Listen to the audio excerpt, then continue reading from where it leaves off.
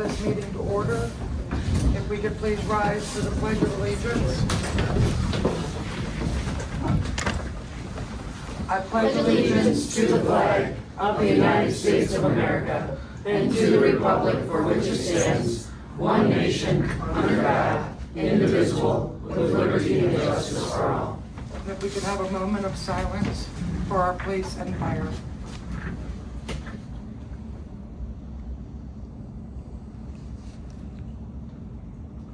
You may be seated.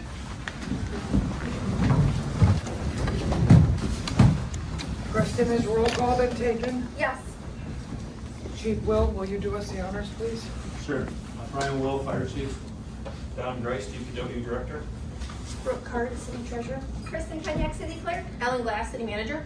Denise Miller, City Councilor. Brad Dick, City Councilor. Jerry Link, Mayor Pro Tem. Liz Armstrong, Mayor.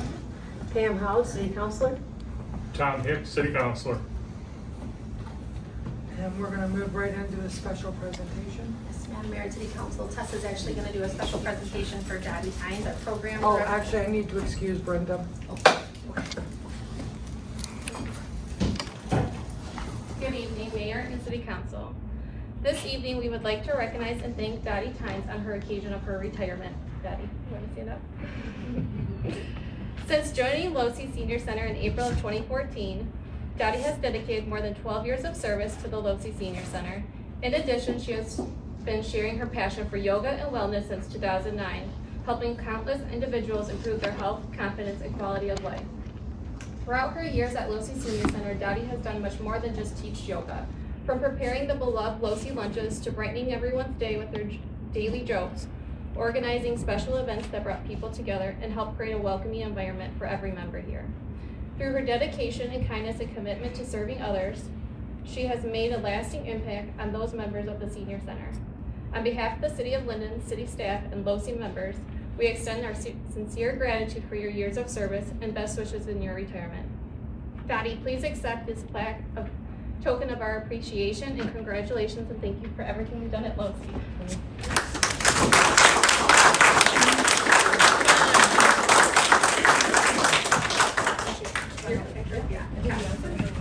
It's been really nice working here. I've loved it. I've seen a lot of changes.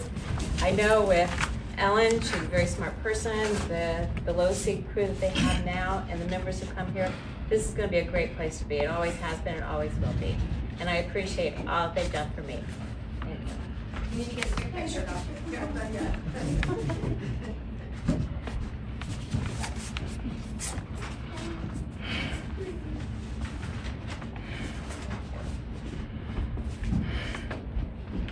Hey, you can go. Right. We have no correspondence. This evening. Madam Mayor, may I ask, can I add something to the agenda, please? Yes. I'd like to add a FOIA onto the agenda for us tonight. The information about FOIA and information. Madam Mayor, may I amend that? Okay, try to clean it up for me. Motion. I'd like to make a motion to conditionally, the mayor will withdraw her FOIA appeal and a written withdrawal of her FOIA appeal. The city will release all information requested, and then I also want to put the FOIA process on the agenda for discussion. I second that. We need a vote.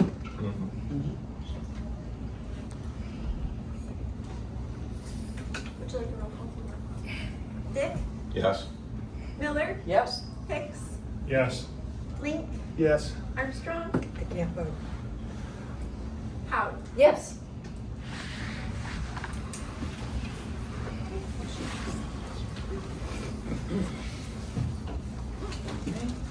We're going to now move into public comment. So any about, that I see about FOIA, I'm going to go ahead and put those over for the FOIA section of this. We have Alyssa Jenks.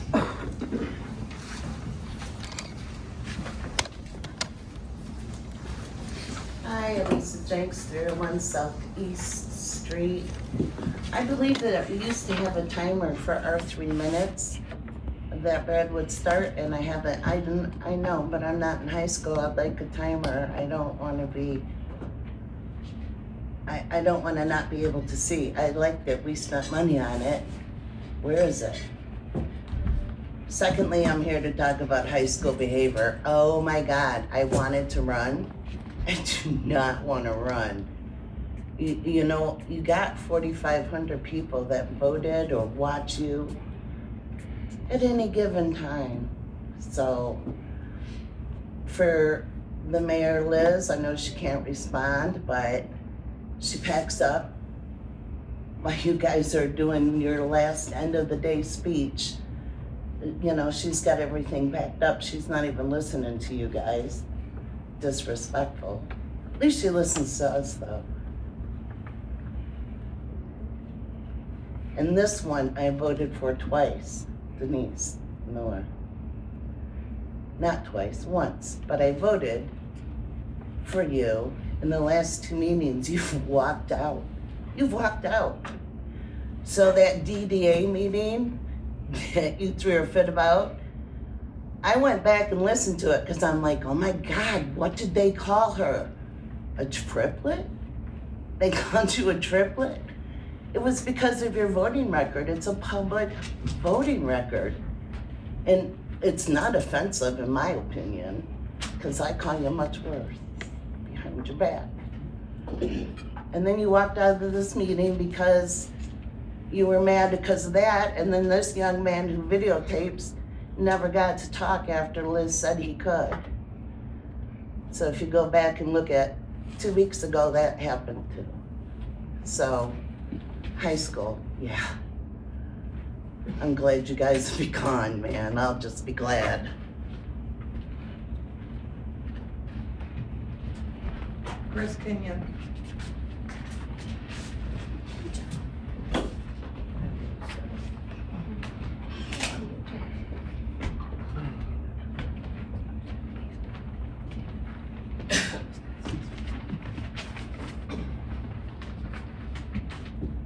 Chris Kenyon, 857 Beach Buggy. I would like to address something that occurred at the last council meeting.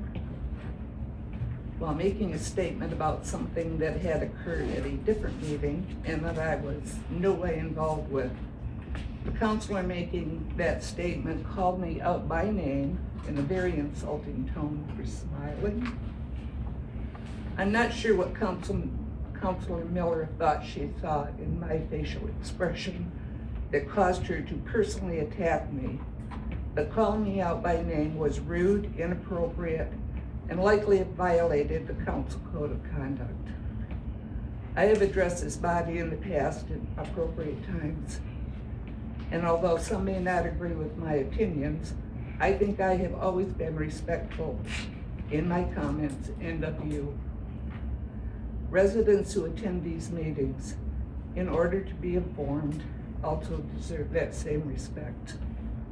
I'm not looking for an apology, but hope in future that proper decorum is maintained.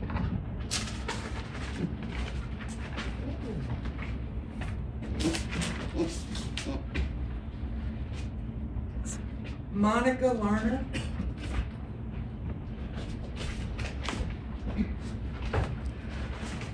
Monica Larner, I live at 152 West Ralston. I would like to address, so the comment cards. Going back to June 22nd comment card where I had 5 questions. It was rubber stamped as addressed by staff, that didn't happen. So, there was a voicemail left on 6/26, and I returned that voicemail, and that was never followed up on. So there was no answers to my questions. And I don't know what this rubber stamp thing is. I really don't think that's fair. I would like to know why the city staff gets to use our public comment.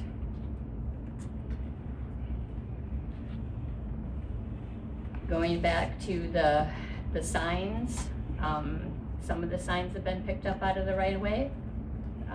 There's more that remain. There's even a real estate sign on West Broad. There's a sign in front of Losi about the bats. And since that meeting on the 22nd, I've had to call 911 5 more times. What is up with this? I don't get it. I submitted pictures of what I'm gonna call a blight at 1013 North Bridge. The hedges are now covering the first floor windows and the porch is all enclosed. There is also an open wiring hole there on the edge of the property by the sidewalk that a child can fall into or even an adult. It's a safety hazard. And next to Sloan's, there's the netting for the landscaping that is up this high. So we're gonna get pets and children and wildlife all wrapped up in that. It is not biodegradable, as I was told, because you can look at my yard. Thank you. John Hill.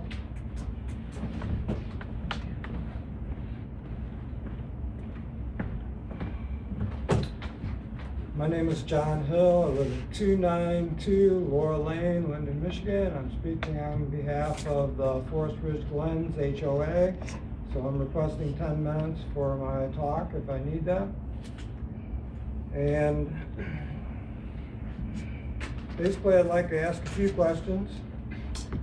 The HOA Forest Ridge Glens believes the time has expired on the Damien Group LLC PUD approval. The Linden City Council on 05/12 of 2025 approved the POD. It has been 14 months and no construction. The law 154-140, commencement and completion of construction. To ensure completion of required improvements, the city is authorized to impose performance guarantees in accordance with 154-027. Construction shall commence within 1 year following the final approval of the planned unit development and shall proceed substantially in conformance with the schedule set forth by the applicant. As required by Division A above, if the construction is not commenced within such time, any approval of the site plan on the project shall expire and be null and void, provided an extension for approval of the site plan or the project shall expire, specified period may be granted by the city council upon good cause shown, and such request is made to the city council prior to the expiration of the initial period. So I have 3 questions for Ellen Glass. Ellen, has the extension request been received before the 05/12/2026? And Ellen, has the city council voted to grant an extension?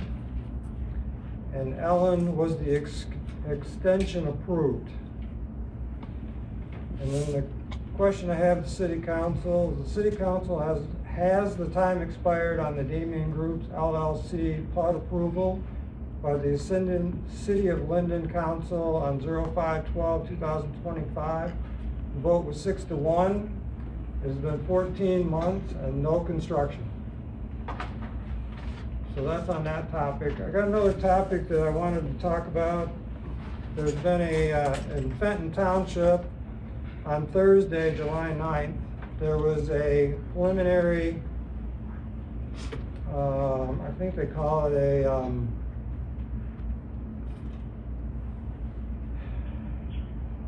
drawing a blank anyway.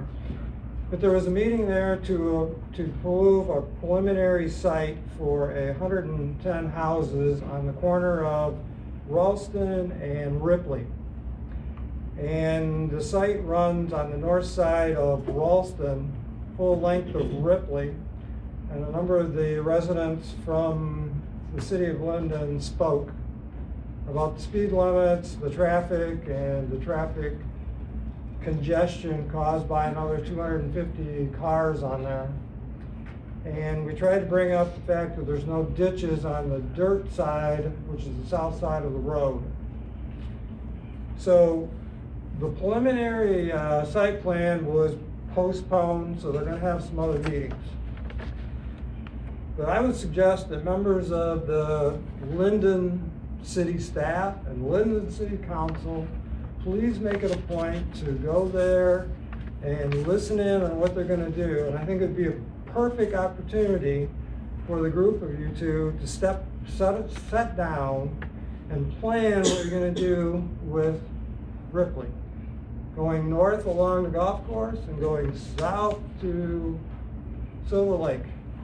And kind of get, and if the Genesee County Road Commission is the problem about getting the road at least having ditches in it, so the water doesn't run across the road from east to west, I would suggest that you do that. I think it would be very beneficial to both parties or both entities if that gets accomplished.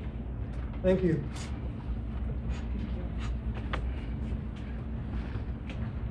Are there any other further public comment on non-agenda items? Seeing none, we are going to go down to the consent agenda.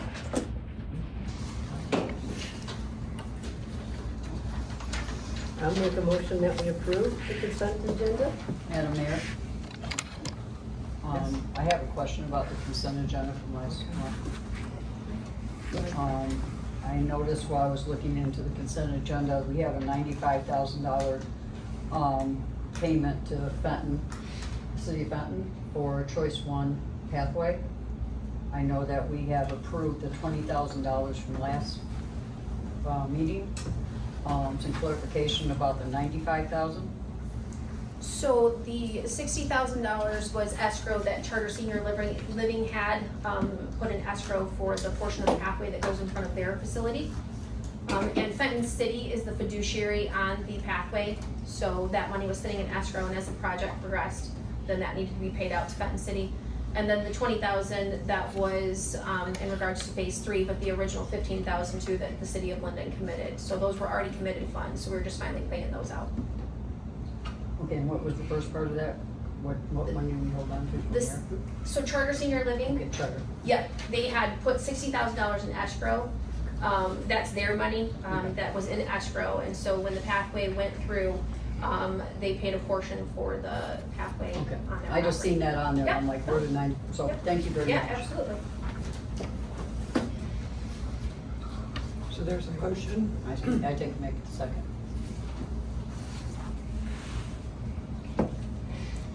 Armstrong, Yes. Link, Yes. Howard, Yes. Dick, Yes. Miller, Yes. Hicks. Yes. Moving on to the discussion items. Resolution number 11-26, mosquito ballot language approval. Madam Mayor and City Council, this is the same resolution that was in front of you at the last meeting that we give you, no changes. This is a renewal for the mosquito.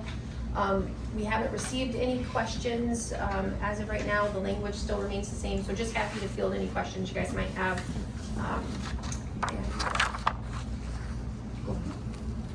Do any residents have any questions on the mosquito language ballot? Okay, seeing none. Any council members have any questions? I think they do a good job. And just a reminder, it'll come back to the next City Council meeting for the actual approval. Thank you. All right, moving down to B, housing readiness zoning ordinance amendments. So, Madam Mayor and City Council, you have a memo in your packet from Adam providing the background as well as an overview of the amendments. And so this is in the packet. Adam couldn't be here tonight.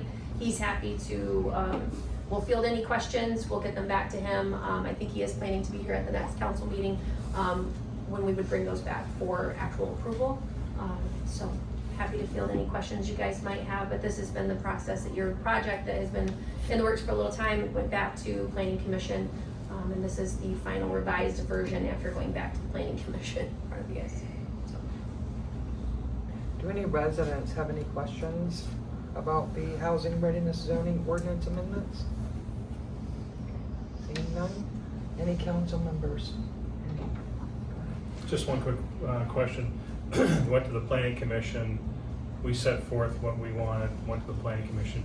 Did they approve or change anything in that? So they, actually Brad and Jerry, if you guys would like to touch on that, but they, all the recommendations that went back to them were incorporated, Okay. from city council. Okay, Yeah, Correct. Yeah. that's perfect. Thank you. pretty much. Pam, any questions? I don't have any questions, just to say that everything that we talked about and at our meeting when we discussed this is included. I looked at the other meeting notes. I did the same thing, I went over and compared. I don't see any differences from what we asked for. And then we can ask Adam to come up with something for the 2 weeks when he comes in. Perfect, thank you. Brad? Yeah, no questions, it's the same as the council recommended.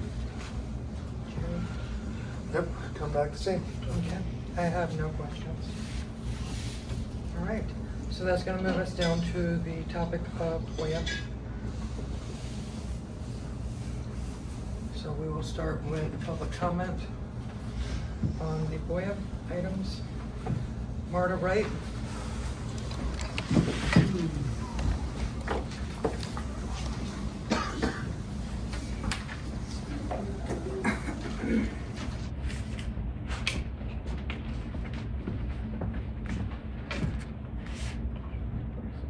Mayor, councilors, residents. I'm here tonight to question the document the mayor challenged us to FOIA. I did it.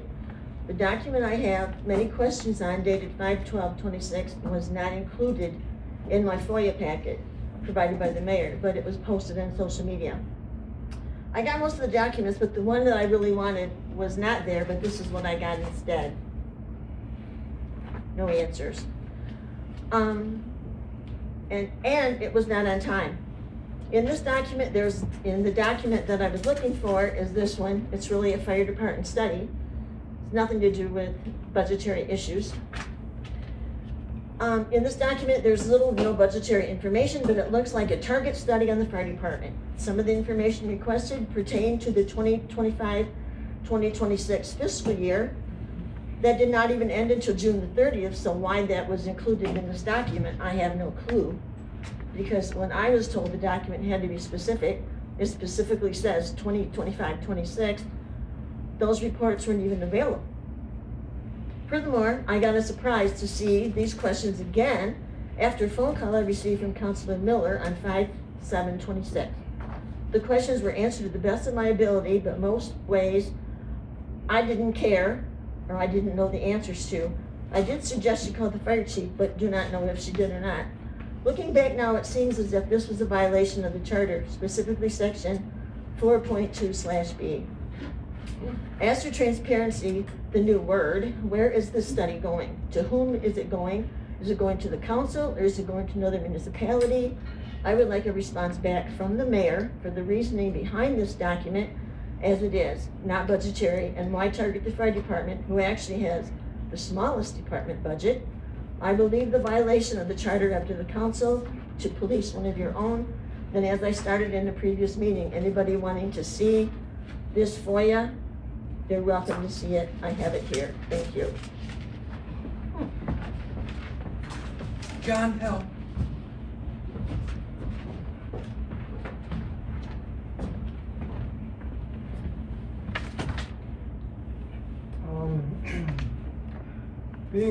Became a member of the board of directors for the HOA. I started FOIAing quite a bit in 2025 and 2026. And some of the things I found out is there's not a lot of the records being kept from the time the subdivision was made, formed, voted on, and the records of the construction, about half of them were not available. I don't know whose problem that is where how storage is supposed to happen. I don't know how that, who's taking care of that. And all the times of all the FOIAs I had in 2025 and all the FOIAs I had in 2026, and our attorney had gone ahead and filed the denial request, and only one time that's in all the files I've filed have I ever had to pay anything, and one of them I filled out and they charged me $16 an hour to make copies, and they charged me $21 for finding the material. And I wrote them a check for $50, and when I came back to get the rest of the stuff and to pay the rest of it, they just waived it, which I appreciated, waiving it, because then I would have to spend the money. Another couple that I was helping on trying to figure out on some of their problems they were having on their property, they filed a FOIA and they were charged the same $13. They were charged $13.73 for the copying and $21.63 for the finding the materials. And we were both charged 10 cents a copy for the copying the materials we had, because some of the stuff that I had copies was the 11 by 21 sheets for blueprints going back to, I thought our prices were that they charged us were reasonable, and but I don't know how I have a problem with the fact that the mayor has to FOIA the city in order to get documents to conduct the city business. So that's my comment.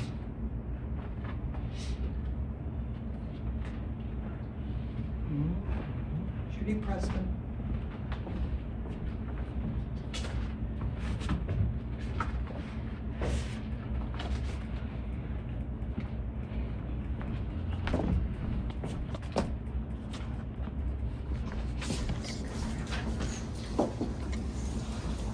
Please make sure Alan gets this.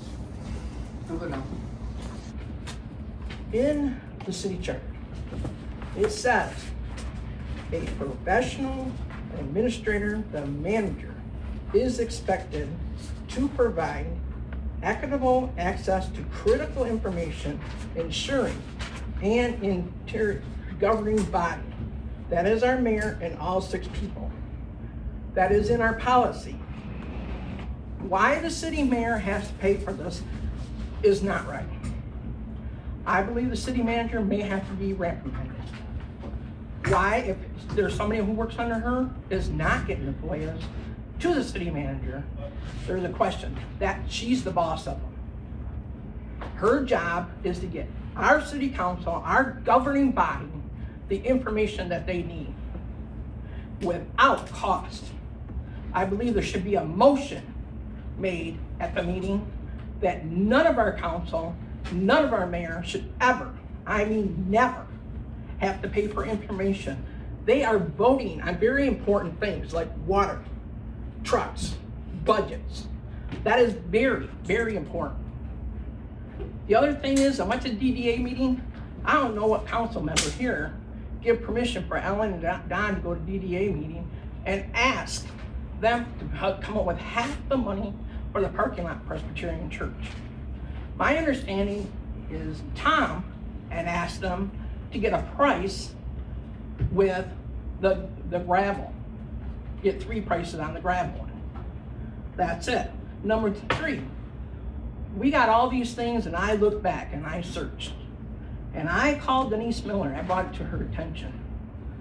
It says that you supply financial statements and checking things. There's only check register on there. There is not financial statements on every one of these things that you're supposed to bring. And the big question is here. I gave you all this. Ellen, can you please tell me the order the city Linden organizational chart is. Do you see who the boss is? You are our manager. You are to get our body, governing body, information that's needed to vote on. We shouldn't have to go and act like this. There should be no charges, nothing. Number two, the other thing is, I know for a fact, people are getting FOIAs, and some are getting charged, because I was gonna get charged for the same freaking question another taxpayer asked. They did not get charged. And I know other taxpayers that are FOIAing stuff, they're not getting charged, but other ones are. That is so ignoramus of you to do anything like that. Madam Major, Mayor, or Manager. That is just so disrespectful. You are disrespecting our body and our government. You should be giving them information. Thank you.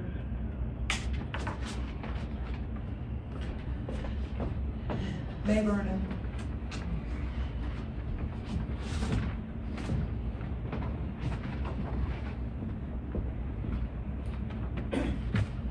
The first thing I'd like to say is I have FOIA'd various items various times. Wait a minute, ma'am.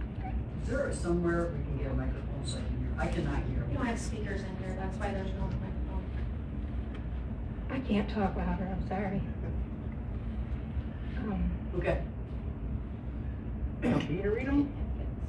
Pardon? You want me to read them? Yeah, could Judy read what I wrote, please? That'd be okay. I really can't hear. That's fine.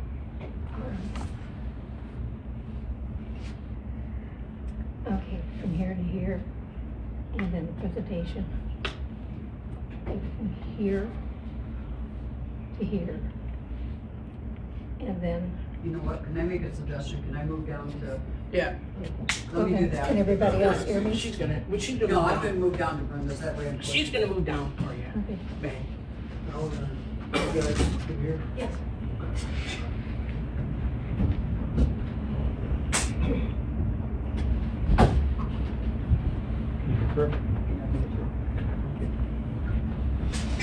As a taxpayer, I have worked with our city clerk, who is also our FOIA agent, quite a few times. I was always met with extreme respect and courtesy. I received a response to each and every FOIA that I made in a timely manner. I was never charged one penny. So, for our city council member, the mayor, to be charged for documents which is needed to deal with subjects in the agenda packets, it is beyond my comprehension. It seems there's possibly discrimination against some members of the city. If there's any way that the city council as a whole could address this matter, I would greatly appreciate it.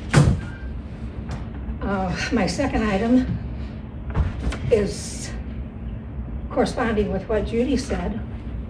The presentation at the DDA by the city manager and the DPW director, I believe is the correct term, made an offer to the DDA that was never discussed at the city council. She and I both attended the city council meeting where it was discussed. She and I both attended the DDA meeting where it was discussed. There's recordings of both meetings. So, for them to do that seems very disrespectful, and perhaps they're stepping outside their authority. And anything I know about organizational charts, they were. Now, I don't know how the council feels about that. That's up to you. Also, about that, Councilmember Duke responded to me on social media in a very nice and concise way about the one item of estimate that had been given for the completion of a parking lot for the DDA to check into, I guess. And I don't think a one-time expenditure is what should make the decision. It's going to cost more to operate with the church on an annual basis once the initial cost is there. than it is to operate the parking lot. Possibly, a study needs to be done, like say a 5 to 10 year study, even a 2 to 5 year study. But don't just take the initial cost. That's not fair. Okay, thank you for your time. All right, and then I was advised to go under public comment. So I will be going under public comment this evening. Let me pass these out. There is 3 copies. There is.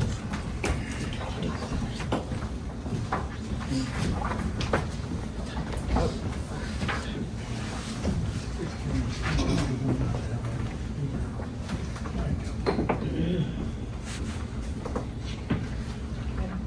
I'm gonna hit the timer.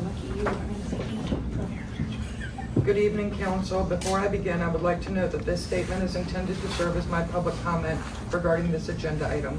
At the advice of our city attorney, I will be recusing myself from the council's consideration and vote on this FOIA fee appeal. Because of that recusal, I will not be participating in the discussion or responding to questions regarding this matter. This statement represents the extent of my comments on this agenda item before my recusal. And you'll find it right at the very beginning of each one of y'all's packets. Before you consider the FOIA fee appeal, I would like to briefly explain why I filed it. This appeal is not about avoiding the cost of public records. It's about ensuring that elected officials have timely access to the information necessary to make informed decisions on behalf of the residents we serve. Before filing any FOIA request, I first sought this information directly from city manager because it is related to significant budget matters that were scheduled to come before the council for a vote. When I was advised that all of the requested information would not be available in time, I submitted 4 FOIA requests. One of those requests was ultimately closed after the city determined that there were no responsive records to provide. The 3 FOIA requests that are the subject of this appeal involve the fire department, the fire apparatus engine purchase, and the Linden Mill project.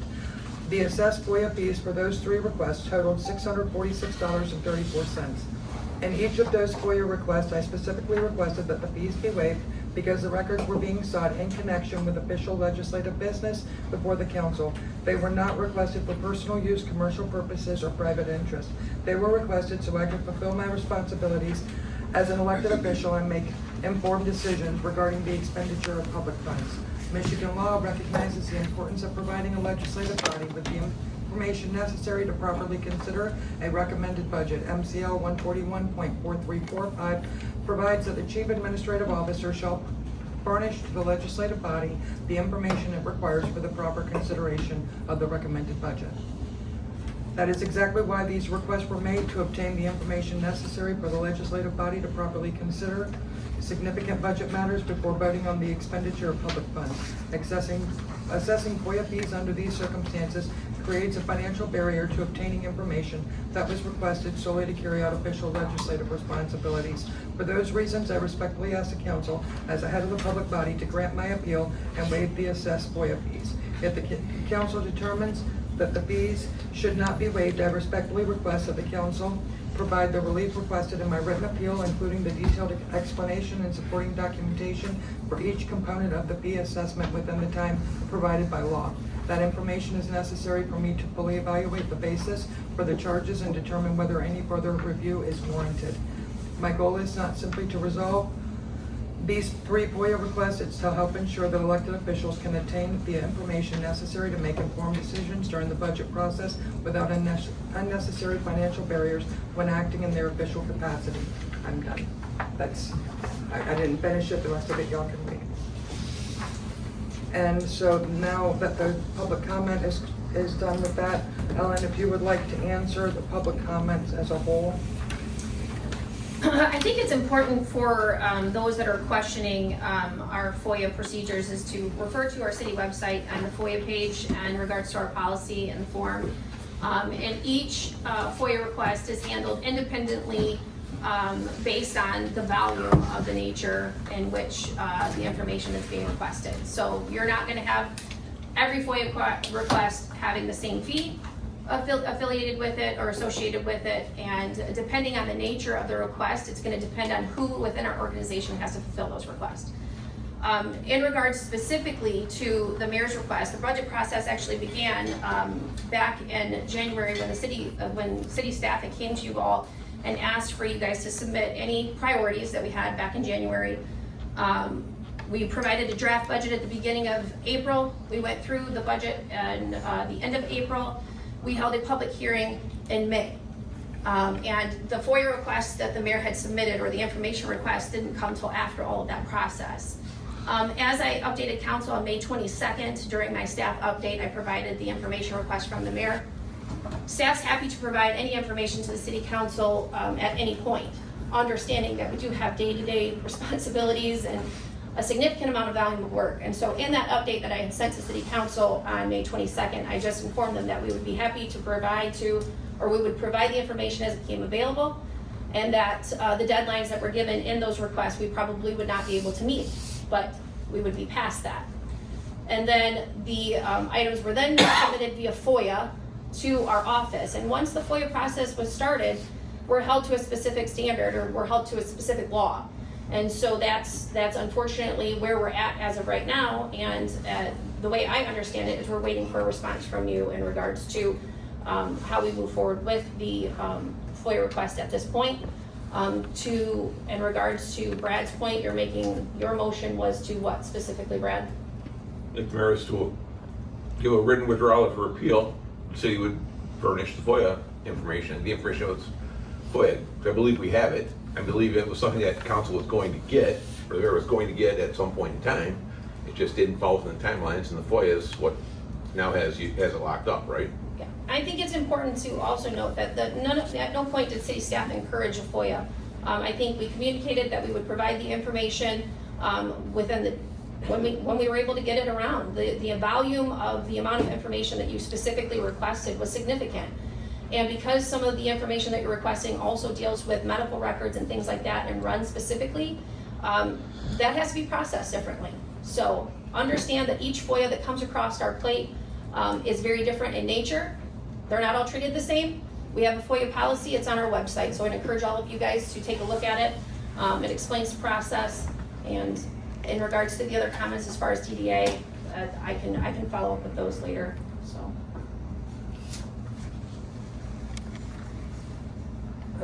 The only thing I will say, the only FOIA that I will pay for is going to be the fire department FOIA. The other ones were directly budget related. Short of that, that's as much because I was advised not to speak. So I'm going to hand it over to Jerry to lead the rest of this part. Okay. At this point, we've had public comments on it, and so I guess we would move to council comments.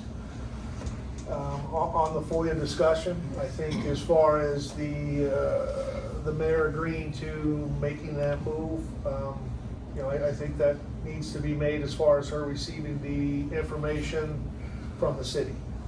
The other part of it, I believe your discussion was the procedures, to go through the current procedures and discuss those. Those I think we can go ahead and continue with and come up with either the policy stays the same, or discuss the policy and maybe come up with some changes, or keep it as is. So at this point, Councilwoman Miller, do you have any comments on it? Yeah, I just think it's really important that we get the information that we seek. I mean, I've written emails about different subjects. Eventually I will get them.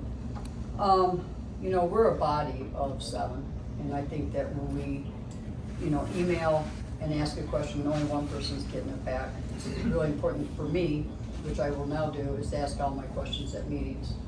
That way we're all hearing it at one time, and then hearing the same thing.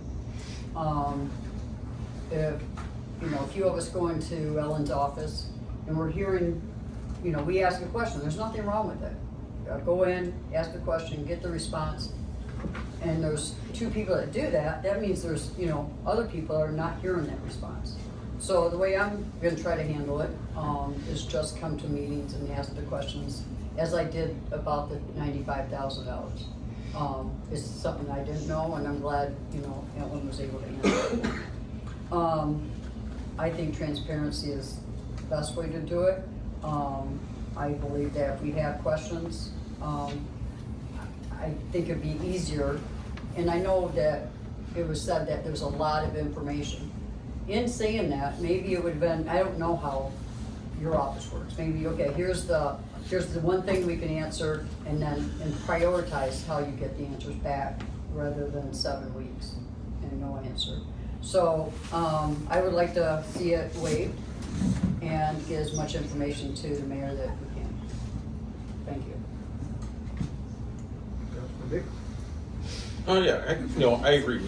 We deserve to get all the information, and, I believe that we can make a request individually for anything that's already a budget item or an agenda item document that's been used by the city. If the city's putting a budget together and we know they have documentation, we should be able to request it and get it. Absolutely 100%. The quote-unquote fire study document, from an individual standpoint, I don't think we should get it, but I think as a council, That's not part of the FOIA. Okay. no, I understand that. I'm just talking about process in general. I'm saying as in general, if the council wants information on a subject that hasn't been discussed by the city, as a council, we need to say, no, hey, do we want X, Y, and Z, and do want the city to find out the answers for this for us? If we do, we simply make a motion that the city manager presents us with answers to X, Y, and Z in a timely manner. We don't have to FOIA it. It's something that council wants at that point in life. We work as a body. We don't work as individuals. We are, the organizational chart. City manager answers to the council as a whole. They don't answer to any one of us. She answers to all of us. So when we say as a whole, we'd like information on X, Y, Z, and make a motion and put it in the gears, then I would expect we would get it. Again, there shouldn't be anything up here we need to FOIA. But at the same point in life, if I'm asking for something that's way out in left field, there's got to be some consideration. If it's just me, if I'm the only one that's curious when we put the tornado whistle on top of City Hall and how much it cost us, I don't think that's something that's relevant that the city employees go back through the basement to find and spend hours doing. But if it's something, if it's a budget item or paper that's been used, that we're using currently to run the government, it should be provided to council, just like it's provided to residents. If they come in and say, hey, you talked about this at a council meeting, can I get a copy? We're pushing buttons and pretty much turning it out, it sounds like, in most cases. And if there's something that's more detailed, we can address it to the entire council.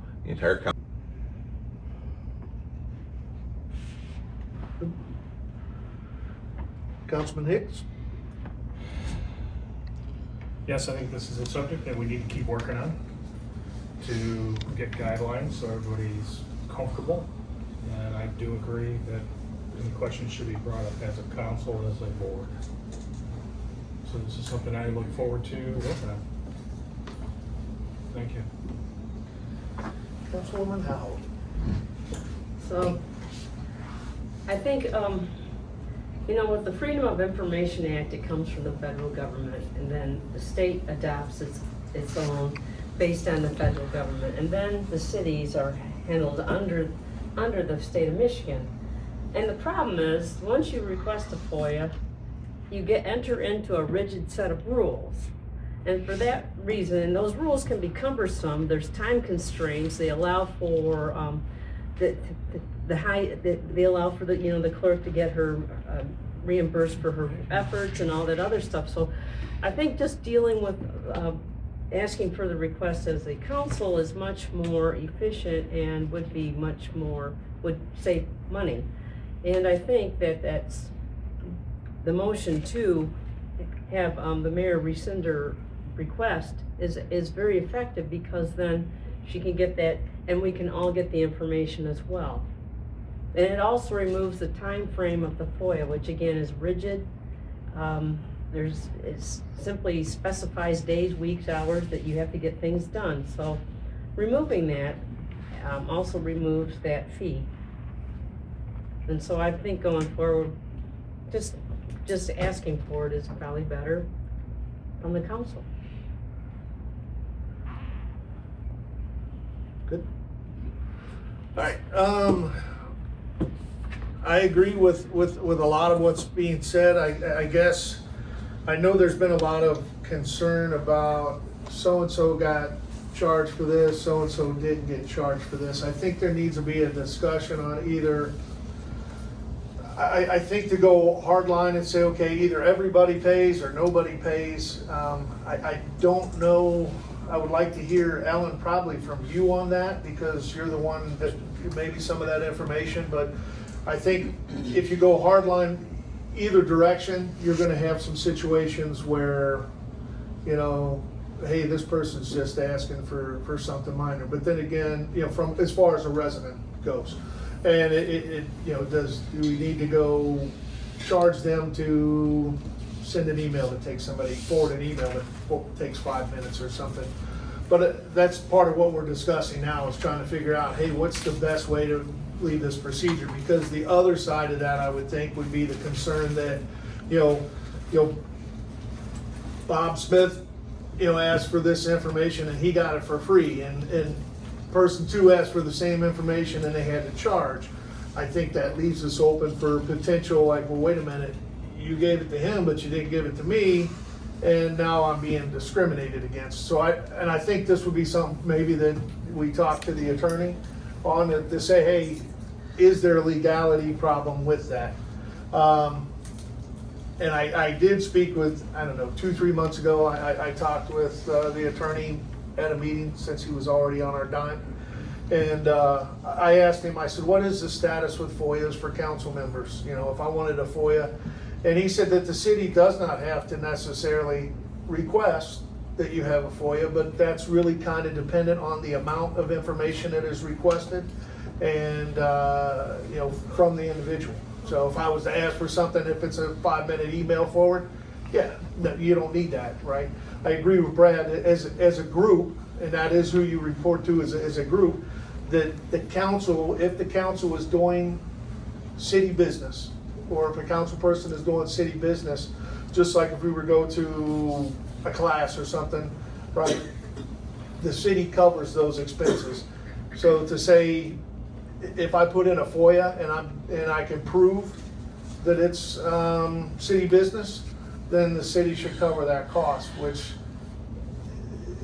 is kind of a waste of time, because now you've got people writing checks and stuff like that. I think city council members should have that information, as long as it's in line with what we're working on, or something that somebody is working on. If it's something along the lines of, say, the fire study or a large study or something like that, that would be something that should be, in my opinion, brought here to the council, discussed as a group, and say, yeah, let's move forward with the study. You know, the parking lot, for instance, something along those lines. Let's investigate those things. I think one item that I think we've ran across where we run into trouble sometimes is open-ended statements. Is, okay, where are we, you know, one, be specific on what's requested, but two, as far as, hey, I can get that information to you, I'll have it to you by this date. Just to say, I'll have it to you when it's ready. Well, when's ready? Is that 2 months, 6 months? And that goes against, because one person requested might think they should get it in a week. The individual that is being requested that information, it might take them months. So I think we need to, if you go in and request, if the council requests information from the city, we should ask you, Ellen, when do you think what date do you think you could get this information back to us? And then that way we have a time frame to get the information handled. And if, say, I disagree, I think you should be able to get it faster. You could say, well, here's the reasons why, and you can explain that. And then that's reasonable. At the end of the day, everybody's satisfied. We're going to get this on the 7th or whatever the date might be, right? And so I think that's, I think we need to, because a lot of times in a meeting, you'll just, if nobody is assigned a responsibility and dates aren't assigned, nothing happens. And it just kind of slips through the crack because everybody starts getting busy.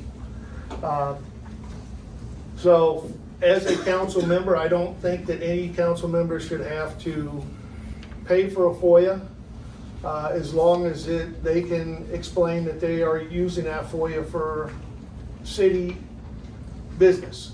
I also think that individuals that work for the city asking for information, and this is assuming you even say, hey, this has to be FOIA because it's too large for me just to answer.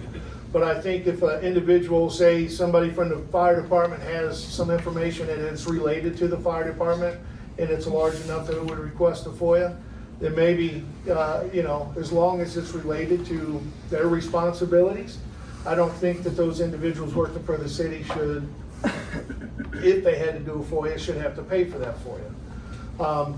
The residents, I think that's something we have to discuss, is if a resident asks for that information, they're not on the city payroll, they're not working for the city, they're working for a resident, so that's why the FOIA information comes up, or there is a requested, and it needs to be paid for, in my opinion. Or not, whatever we decide, I think we kind of try to get it one way or another, or make it very clear what that threshold is. Like when I talked with the city attorney, he said it really comes down to how much information you're asking for. If you're asking for something easy, the city's probably just gonna say, hey, here you go. But if it's larger, and it's gonna take up a lot of time or resources, then the city could request the council could request a FOIA request, if it meets certain requirements. Long-winded, sorry everyone, but please. So again, I think it's important to understand that staff at no point directed the mayor to submit a FOIA request. Mm-hmm. It was communicated that we would provide the information when the information was available. The volume of the request was significant. I think it's also important to understand that FOIA is a law, is something that we have to adhere. Our policy reflects that. Yeah. Our policy and the law also outlines how we are supposed to charge and how we are supposed to treat each FOIA. We get various FOIAs for various different things, whether they be police reports, whether they be, so each one is very different. Our policy and the law gives us guidance on how to handle each one of those. And if it's something that's readily available that doesn't require a significant amount of staff time, then absolutely. But as far as the fees go, the fees are charged per copy. The labor is the hourly cost of labor for the lowest paid employee capable of examining, reviewing, separating the public record requested, and deleting and separating exempt from non-exempt material, plus up to 50% of the fringe benefits. It depends on if there's postage involved, copying involved, all of those things. So it truly depends on the volume and what is being requested, okay? And I think that that's important to make sure that we understand that this is, a state, as Pam already pointed out, that the state has adopted the federal law. We're under that law. Our policy is listed on our website. Again, we at no point directed anyone to submit a FOIA request, but once the FOIA request was submitted, then we have to follow our policy and the law. And it makes it very confusing that there was an expectation that I was still to provide it outside of the FOIA or provide it inside of the FOIA. So if the motion on the table tonight is to ask the mayor to formally withdraw her motion, and move forward with that, then we have direction and we understand. Yeah, my understanding was there's two parts. One, the first part about withdrawing the FOIA, the second part about just discussing the procedures and the process. And that's what I was mainly going towards is the process and looking at that.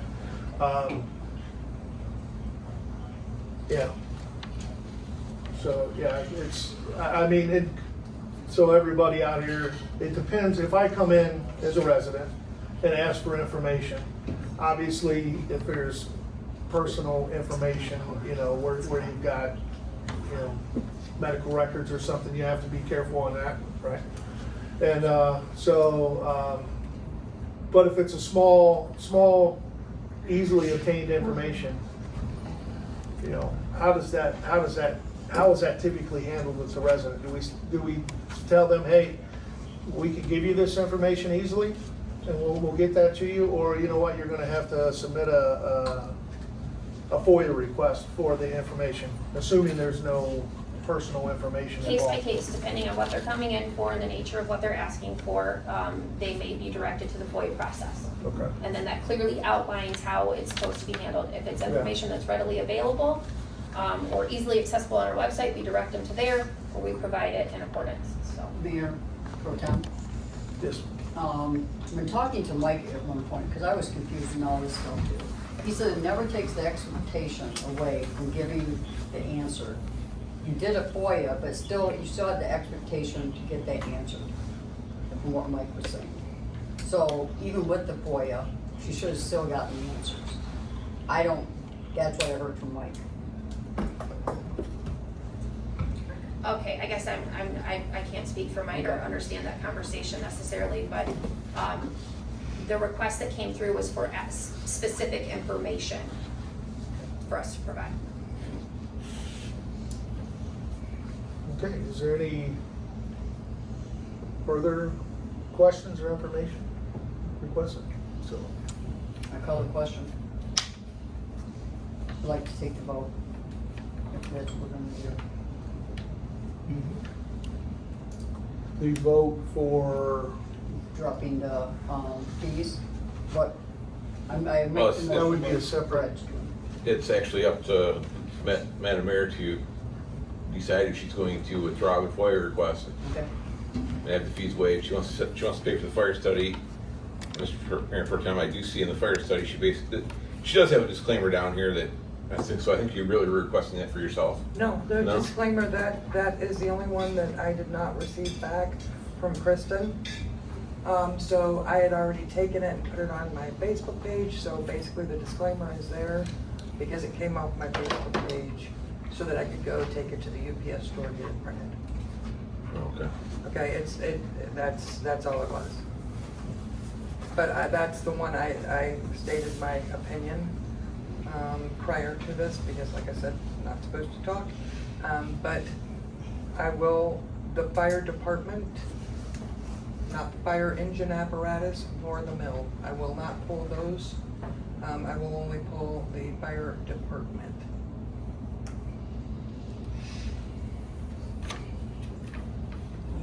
To clarify, I think what's being asked is if a formal written request to withdraw the FOIA, the information will be provided within reasonable time.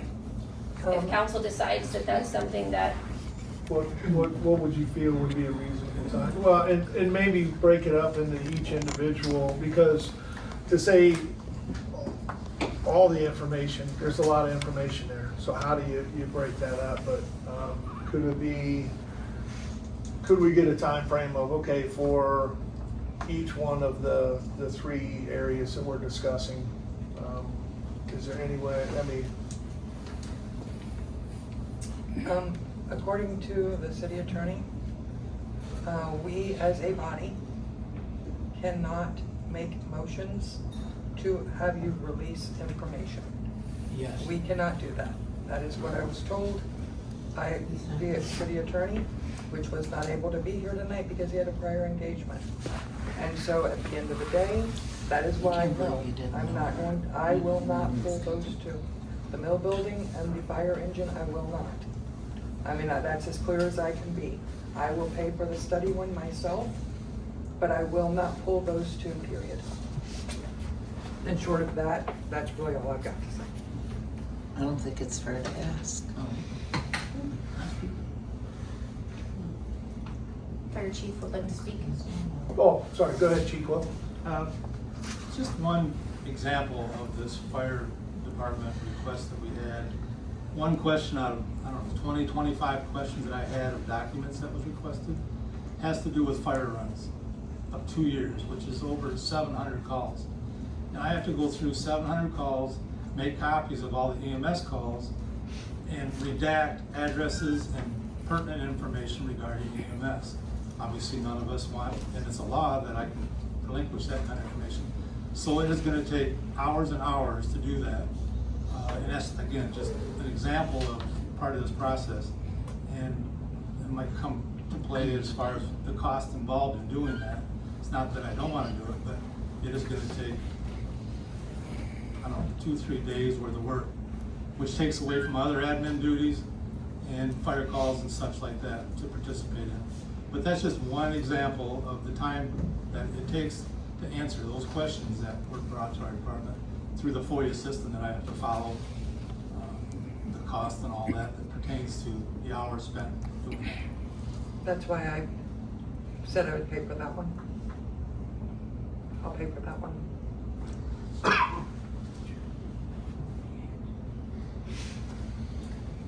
So, I mean, at this point, I don't know that there's a vote. Because that would, as far as the current, the ones you don't want to pay for, I think we'd have to have a separate motion to, excuse those fees. And that, so that would be something separate. This portion here is strictly about, talking about the offer that was provided from the city. I assume this is an offer from you, Ellen? I mean, Brad brought it up as a statement. Are you, An offer for what? as far as if she withdraws the FOIA, sends a letter, withdraws the FOIA, that you'll provide this information? We have active FOIAs for the request as of right now. We would have to, the way that it is, we would have to address it. She would have to submit a formal FOIA request. Again, I go back to, we did not ask the mayor to submit FOIA requests. I communicated that we would provide the information, never mentioning FOIA. What I'm saying was that, So, sorry. Go ahead. yeah, no, I mean, There's 3 items on here as far as the FOIA, for the fire department to study, for the fire trucks, the fire study, or the study, and then the. I don't have the FOIA request in front of me specifically, but there was 4 or 5. She's not giving up, Jerry. It doesn't matter. Excuse me. So, I guess at this point, I guess staff is looking for council direction and mayor direction and what they would like to do, so. The question would be, from me, from what Brad brought up, is the city willing, if the FOIAs were withdrawn, would the city provide that information? Brad made Absolutely, I that think we've already statement. communicated that Yeah. we would provide the information Okay. Well, outside. Brad had made the statement, but yeah, okay, I just want to make it clear that that's good.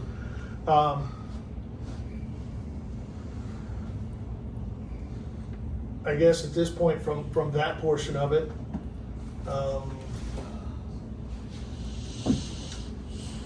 Madam Mayor, how do you? I've already said I will pay for the what is called Okay. fire department FOIA. I So, will pay that. With that said. I am asking for the appeal, Okay. the waiver of the fees, as it was even stated in my original FOIA requests. All 3 of them had it in there, to please waive the fees. But I am asking for the mill building FOIA, as well as the fire engine apparatus FOIA to be waived. That is what I am asking for. And you'll withdraw the FOIAs for those? I will not withdraw any FOIA. Okay. I will pay for one, but I'm not withdrawing anything. Okay. Mayor Pro Tem. Yes. So if or Mayor, so if you're not gonna withdraw so you can get the information, there's nothing, no fees to The waive? waiver, what I've asked for here, and what I filed on Friday, was a waiver to request the head of the public body, which is here, to waive the fees associated originally with 3 FOIAs. Now we are at waive the fees with 2 FOIAs, the mill building FOIA and the fire engine apparatus FOIA. I'm asking for those 2 fees to be waived so that I can get the information that I requested for budgetary reasons. The fire department FOIA, I will pay for myself. Mr. Pro Tem? Yes, sir. I'd like to make a motion, due to budgetary constraints and considerations, that the FOIA fees be waived for the fire truck and the mill buildings. They are both budgetary items. Council should get all the information for both of those. I second that.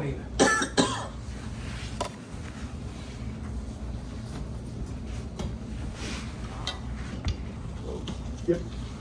Kristen? Just need a roll call. Link, Yes. Hicks, Yes. Armstrong. She can't. Oh, you can, so you gotta stay. Miller, Yes. Howard, Yes. Dick, Yes. motion carried.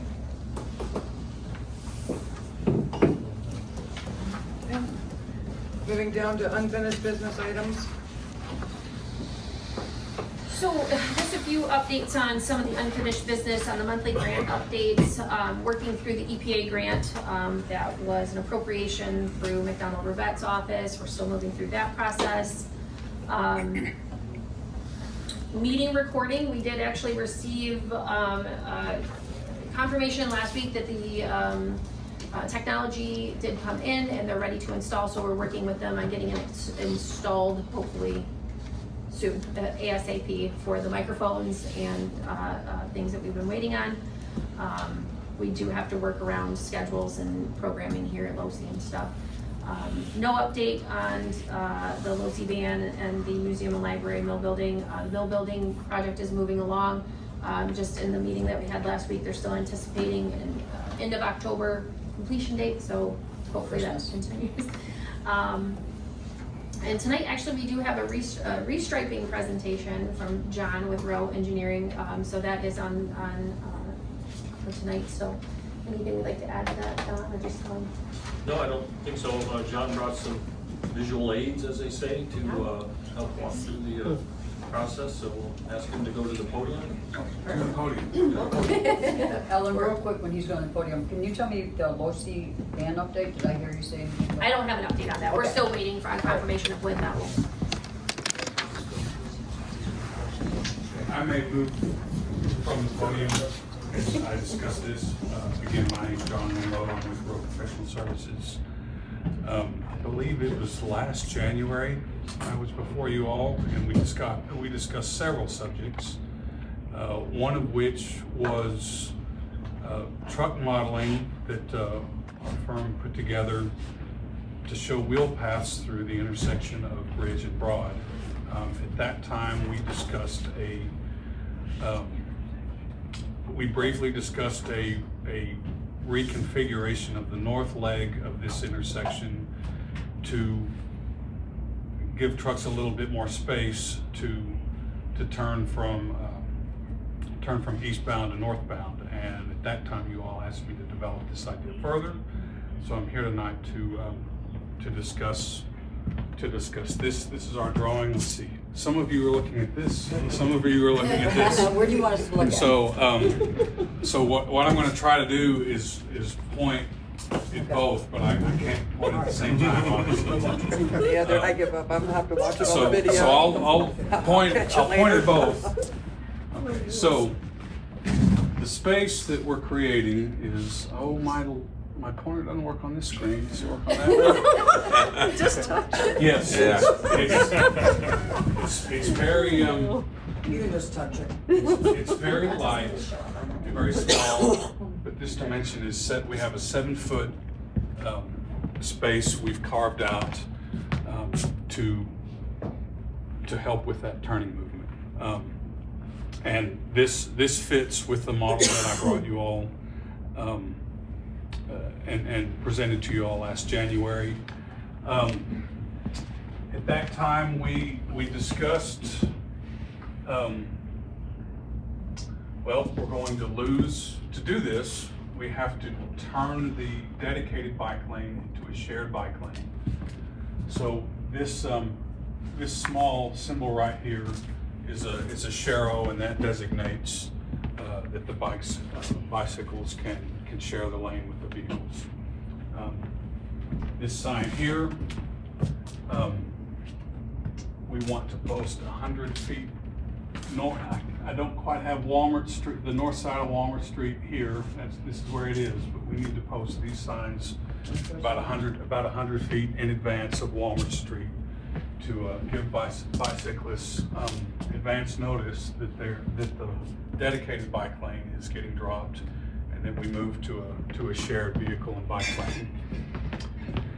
Let's see, what else to talk about?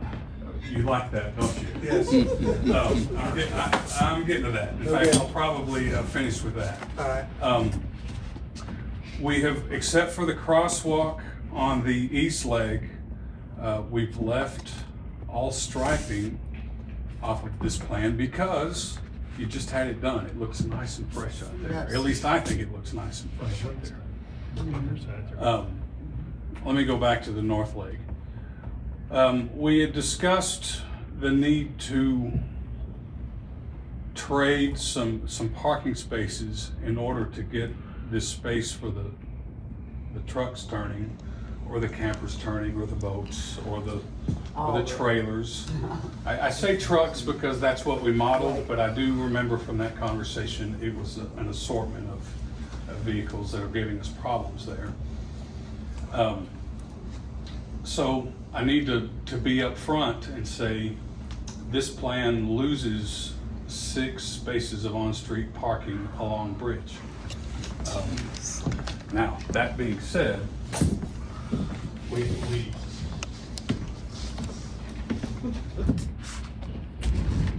to keep the same amount of storage, if you will, for the left turn lanes, we had to begin our transition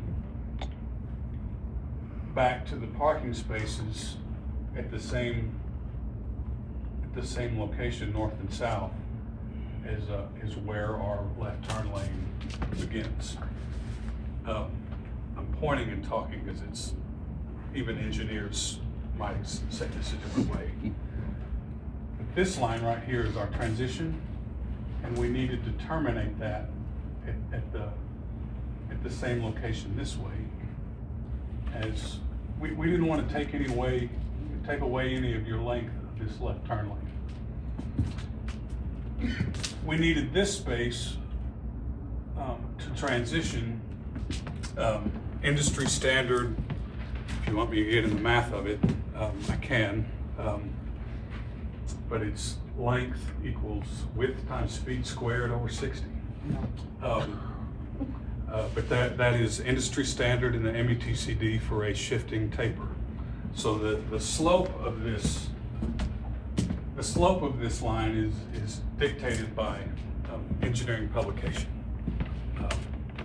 So I didn't want to take this many parking spaces, but to keep the amount of left turn storage here and to meet standard engineering criteria here, that's where we landed.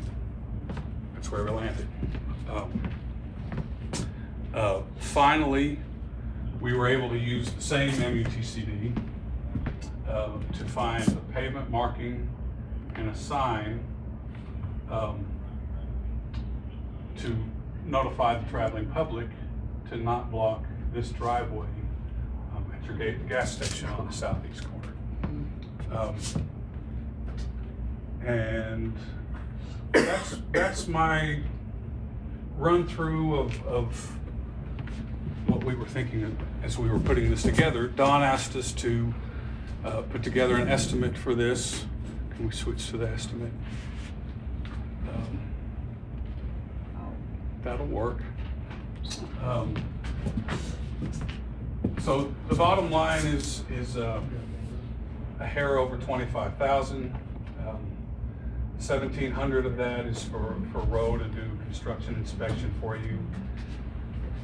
$2,000 of that is it's a 10% contingency that I put in there for my uncertainty. We're gonna ask for prices or go to bid. It'll have to go to bid. So The 21,000 is what I think it should cost, but when it goes to bid, there's uncertainty as to how the prices will come in. I can take questions, or Don has. Yeah, Council, if I may, tell me if I'm wrong, but I just want to be clear, this does not fix everything. We only have so much room to work with on that intersection, so it does a lot to favor that right-hand northbound turn, to correct that issue there. Issues remain. So I don't want you to think that if we spend this $25,000 that you're not gonna see a truck get tied up that's maybe turning southbound, or what was the other one that was a little challenging? Can we go back to the previous? So this is not a Not cure-all. fix all. So while we have moved these lanes from here over to the west, and we've improved the space our big vehicles need to make this turn, we have taken out space for large vehicles to make this right-hand turn by shifting it over. However, I mean, this isn't a full 90-degree turn. It's less than 90 degrees, and there is some space in front of this left turn bay here, and you can see. But I can see the potential of large vehicles trying to turn right here, holding up traffic until this left-hand lane clears. And how about southbound turns from eastbound traffic? So from west, there you go. From here down to here? Yep. That should remain. Any problems we have there, we're still going to have. Correct. We have not fixed anything. We've not fixed anything with this movement.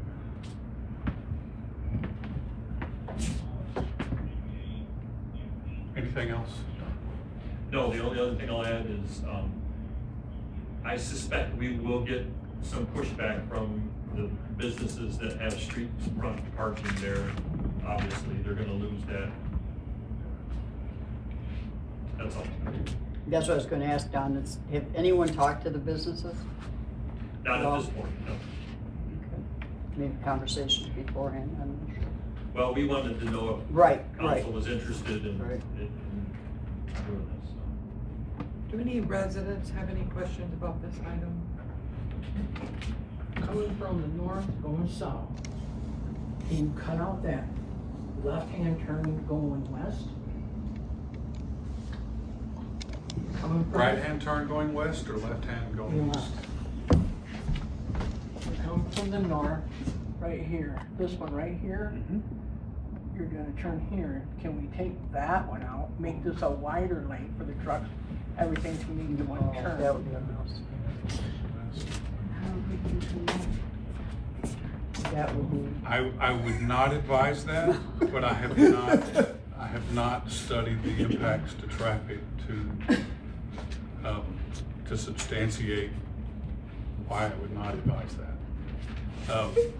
Left turns in general eat up a lot of green time at your signals. We already have a problem there. Right. And if you don't separate your throughs and your rights from your lefts, your lefts are going to hold up your straights and your rights. If we had, the thing is, when southbound is green, so is northbound. So these left turns have to yield to each other. There's no dedicated left.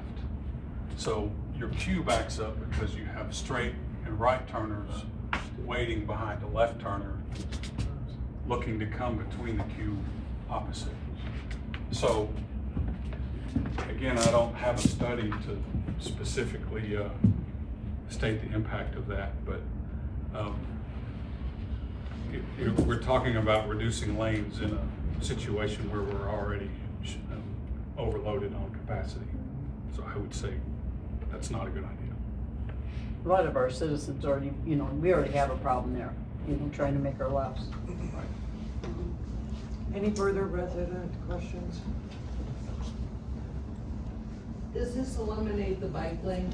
I know that was discussed in the first meeting, if we could eliminate the bike lane in that particular area and move it over onto the sidewalk, that would gain us some extra space?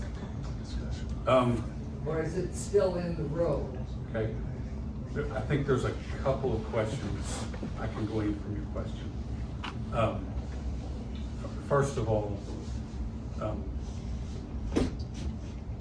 I believe it's signed and it's illegal anyway to put a bike lane on a sidewalk. Is that correct? Is it currently signed that way, Don? Sort of. Sort of, okay. We have some old signs in town that would suggest that the sidewalks are no wheel zones. Right. It's not enforced. Right. And I don't know if there was ever an official motion to make that a no wheel zone, or if those signs just show up in a few places. So firstly, I would say officially moving bicycles to that sidewalk are going to create a new problem for your pedestrians and your storefront owners.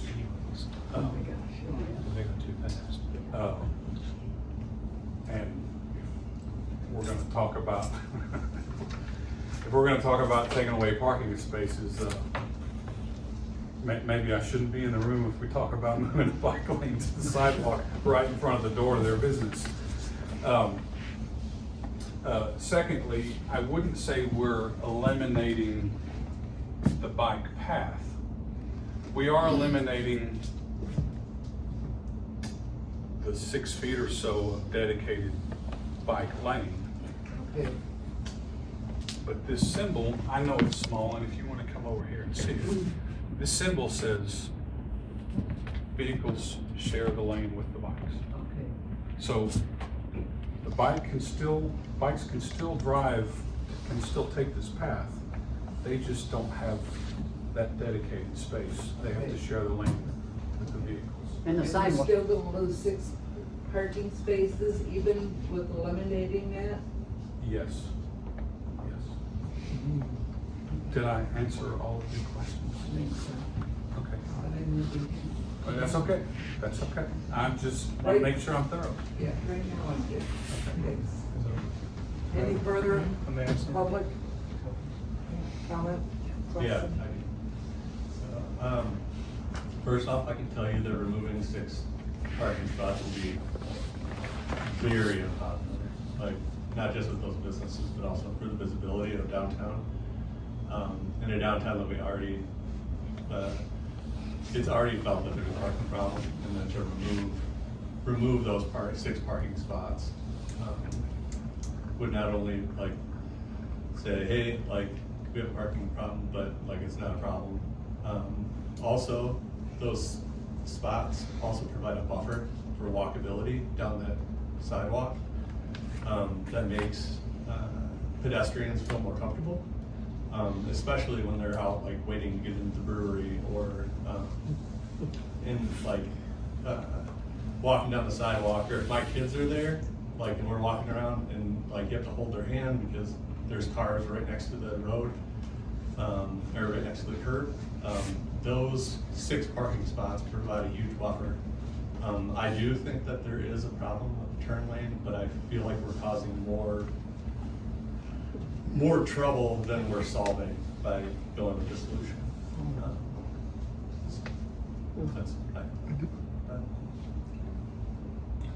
I think that was a comment for the Yeah, it's a question for the, yes. Okay. No questions. All right. Yeah, I have one. I take care of the trash around town in the morning, and I actually use those parking spots to park in there to take care of the trash cans. So it would be more difficult to service those trash cans that are there on the sidewalk if that was a lane all the way through.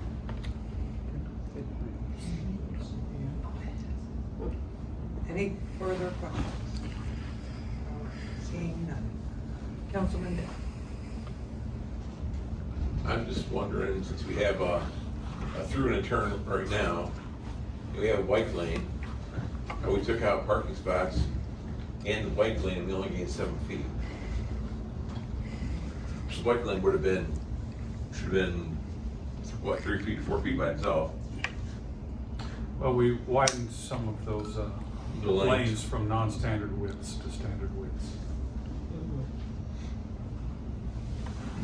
I mean, before we put the bike lane in, we had all parking spots, well, not all of them, but I think the two closest to the intersection would have been stacked for a right turn, if I remember correctly. And it wasn't that big of a problem.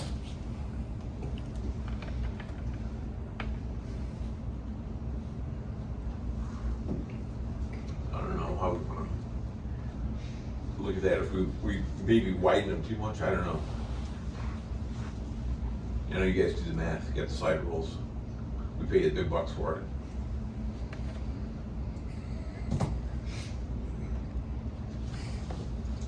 Nothing further? Councilman Miller? It looks great, Thank you. but we have these businesses down there, and I know those, just take out, and I'm one of those people that have the camper with the side-by-side, I deal with all that. I'm not here to Oh, I know. sell you No, on any no, idea. I totally. I'm here to present what I was And you- asked to present. right, and you did- And- really, that's- And this is your. You did a great job. You can comment at me, Right. but, Right. but the thing is, Right. it's your decision. No, I really, everything that you put in, put a lot of thought into. And I can see it working, but, me personally, I know I see the senior citizens going into beauty shop, and that's the spot, or the Thimbleberry, or any of the other businesses. If we had dedicated parking spots in the back where they could go into those businesses, would be one thing. I really appreciate everything you put into this, thank you. Councilman Hicks? Yeah, just two quick things. Like Brad was saying, for years you had a right coming south on Bridge Street in front of the Thimbleberry. You had a right-hand turn lane and you had a straight lane and a left-hand turn lane, and you really didn't have problems. So I'm just a little confused about that. And second, Brian, have you had a chance to review this? You have a problem when you come out of your station, you have to turn right and go around and come straight up. Will this help eliminate that or no? So you're still stuck having to do an I'm not extra. stuck. It's It's just just okay like- to do that. Well, yeah, it's Just just maybe yeah. 30 seconds longer. Yeah, okay. Well, But just it trying to eliminates- see if we can eliminate your problem too. Correct, because the trucks go on. Yeah, that's all I had. Councilwoman Howard? I feel for the businesses that if they lose the spots. On the other hand, I've been in the left turn from the southbound lane turning left onto Broad Street, and I can't tell you the number of times I almost got hit by some guy coming, turning north from Broad Street. So, I know we need to do something, and I'd rather err on the side of safety, having been there. And I don't ever drive to the line. I'm like far back from it, and I've still almost got hit twice by a big semi. So we need to do something. Yeah, I'd rather err on the side of this than be the one that gets hit.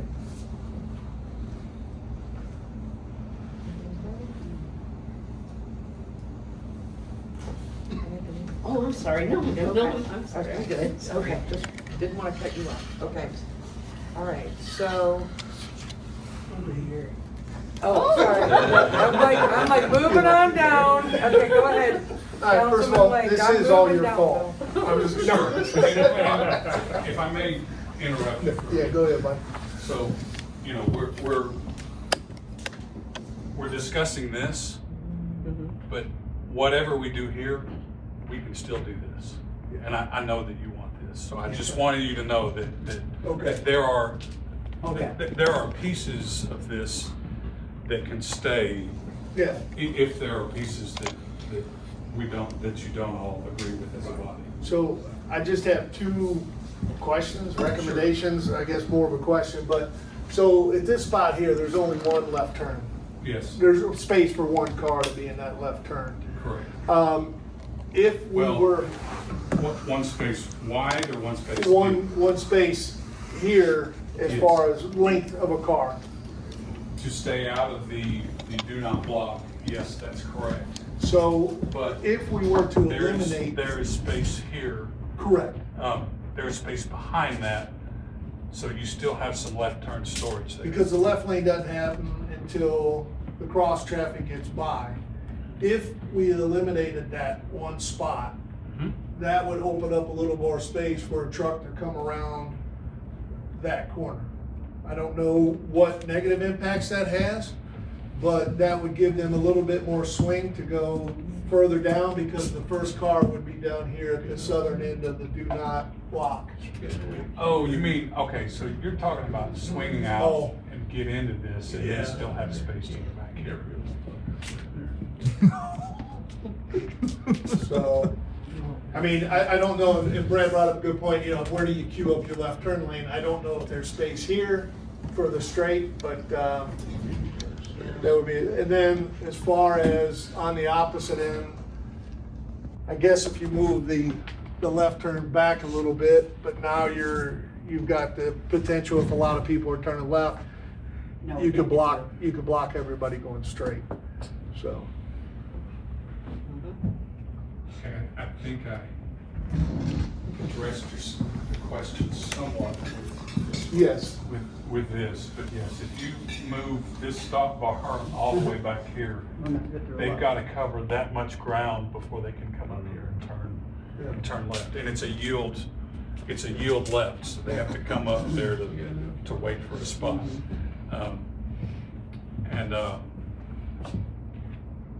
Just to be realistic, just because we put a sign up in a pavement doesn't mean that everyone's going to stay out of that space. But it should encourage people to let people out of the driveway. All right, thank you. Thank That's you. all I have.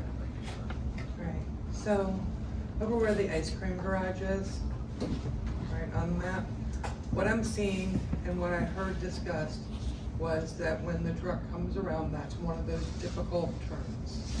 Okay, so what I'm wondering is can we move the lines back some there? See how they're kind of even there with the buildings?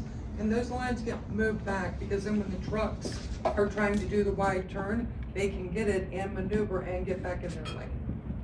Are you talking about these? Yeah, West Broad left turn lane, move back. And where's that talking about? right there in Yeah. front of the ice cream garage. Yeah. Yep, left-hand turn lane, move back, that's what she's saying. On West Broad, right This there. one here? Yep, Oh, so your right can turn. so your right-hand turns, get a little more swing. Oh, never get through a light. Well, We can. I'm trying to, We can look at that. There is a max distance that I can go away from the signal for visibility reasons. right, And when you start moving this, when you start moving these back, you also reduce your amount of space you can wait to take a left turn. But that's certainly something we can look at. that was the only thing that I could see that could possibly Right. This fix is that still just. one, that this one is still area. just a Some of the drawing. others. Yeah, now the other and question that I have. And this is why we draw, so we can move things around till we like it. So the other question I have is it possible that council can get a copy of this? Or a copy of this go into the packet so that we can have a future discussion about it? And then, I mean, if it could go in the packet, that'd be amazing, because then residents could see it, but at a minimum, into our emails, so that we can sit and look at it and. If I may, counsel, depending on, again, we're not advocating for this work. Mhm. The council asked us to look at what could be done there to potentially help with some of these turning movements, so that's why we're presenting tonight. If you tell us tonight that, okay, we want to go forward, there's a couple more steps that are going to have to happen. obviously this is gonna have to go out to bid, so we'll come back to this body again. You'll have the opportunity to look at it again, you'll have the opportunity for public comment, and all of it before we vote to actually make this happen, and we'll have an actual price at that point. So I think what we're looking for tonight is, do we want to pursue this and go out to bid? Because there are costs associated with every one of these steps. I asked these guys to do additional work. We do in-house work and then and put it out to bid. When we come back, if there's additional changes, again, there's additional costs. So we can do anything from repaint it the way it is. It's in desperate need of being repainted, no matter what configuration we use. Or we can determine, which parts of these we want to move forward with. I can ask them to rewrite it, and then we can go out to bid on that rewrite, and again, come back to this body, walk through this process with actual numbers before we get a formal approval.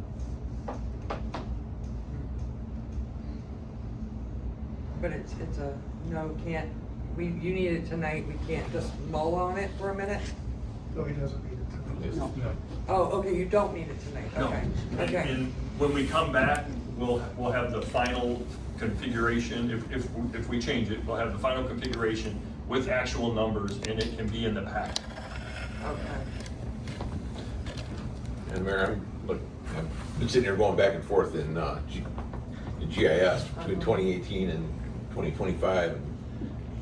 I mean, the intersection hasn't changed, but it looks like, we maybe had two parking spots that we took out in front of Thimbleberry and used it for a stack. Give us a 2 or 3 car stack for a right-hand turn. And the rest is going through. Which that definitely does. I think help those, there. if I may, I think those 2 spots were like marked off where you could, everybody did. Yeah, well, that's probably It was it. marked off not to make a right turn, but everybody. Well, I'm did. looking compared to the right turn off of eastbound, East Broad.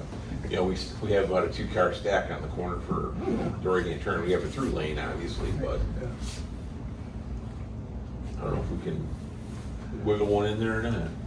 If I may, one other thing. The other thing, I know when you come up here with this lane being to the far right, the traffic's gonna have to shift slightly to get back to the, because of where the curb comes out right here.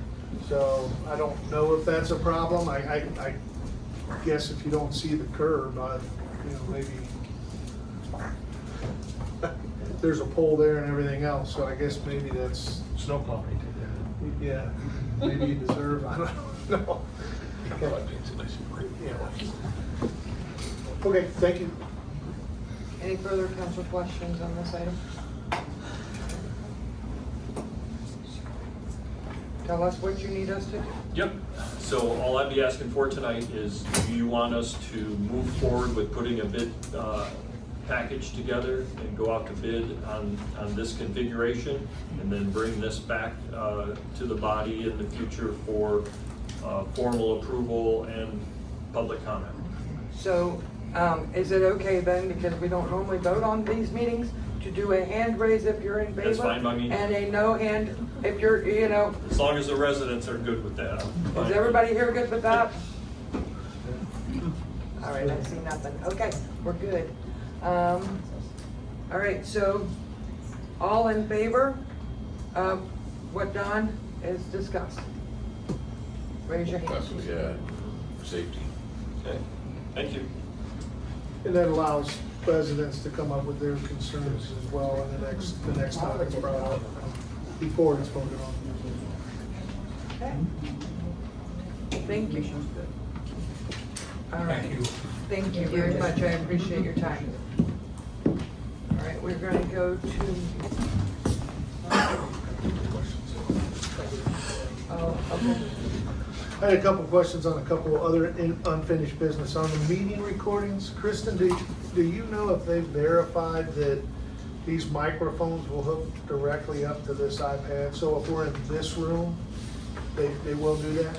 They said that it should work with the current iPad. They're gonna do their best to make it. Okay, so work. even if, but it will hook up to something Yes. directly. Correct. Great, thank you.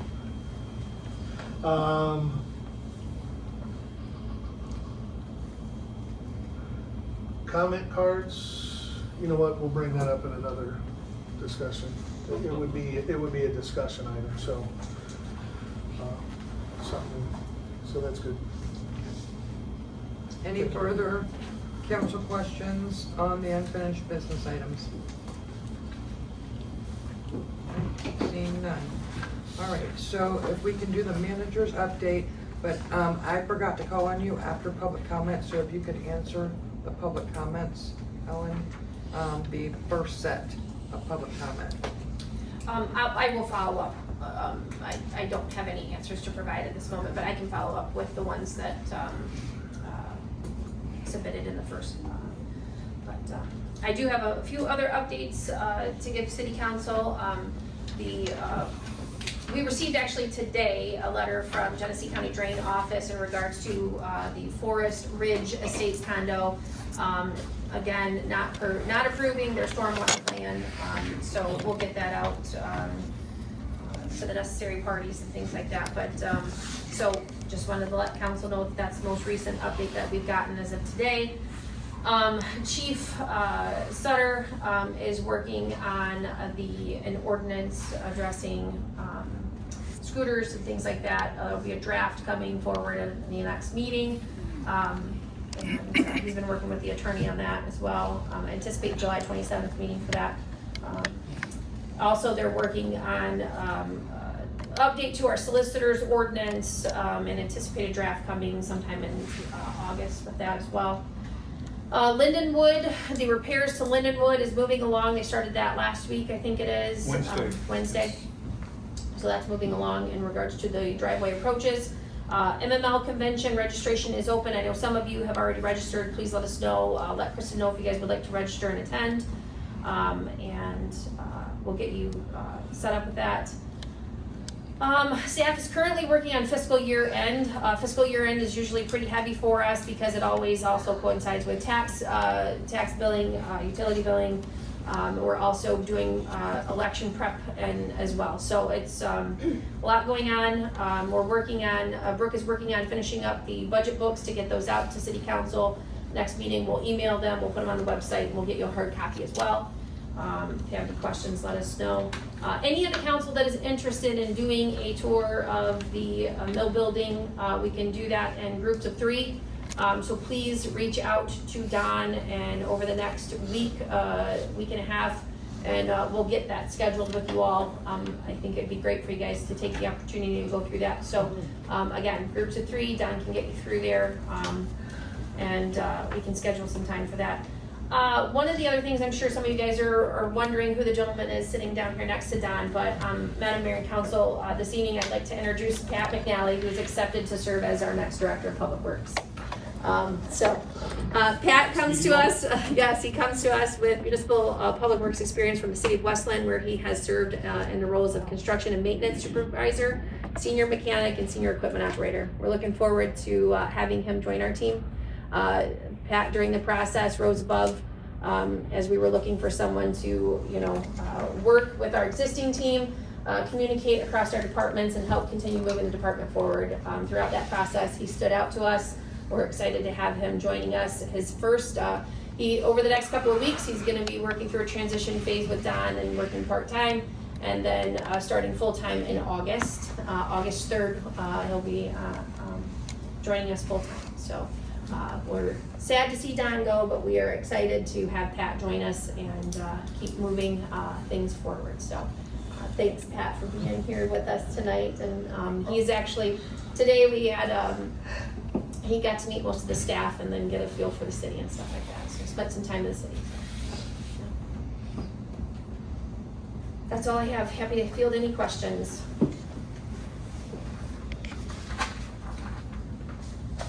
Any residents have any questions? Any council members have any questions about the city manager update? All right, we're going to now move then to council comments. We will start with Councilman Dick. Not much tonight. It's nice and hot outside, so everybody's trying to stay cool. And remember, the Shelby Losey's open as a cooling center if people need places to go. We probably rented out to Grand Blanc residents tonight. I hear they're out of power. About 12,000 of them. And Linden River Roast is this weekend downtown. Luckily, the road construction isn't going through over there, so we might get to use Main Street a little bit. But there'll be activities all weekend, Friday and Saturday down there, beer tent, bands, cornhole tournament, and kids zone and things, and Dr. Wax's parking lot on Saturday. 8 different food trucks. It's usually a fun time.